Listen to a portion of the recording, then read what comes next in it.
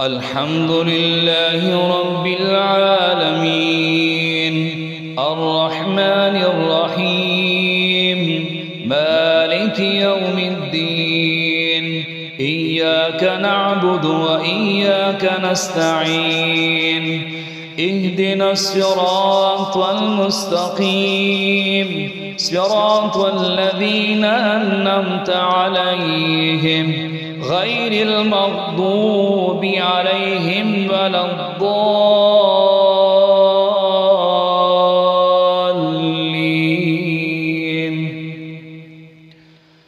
وقضى ربك ألا تعبدوا إلا إياه وبالوالدين إحسانا إما يبلغن عندك الكبر أحدهما أو كلاهما فلا تقل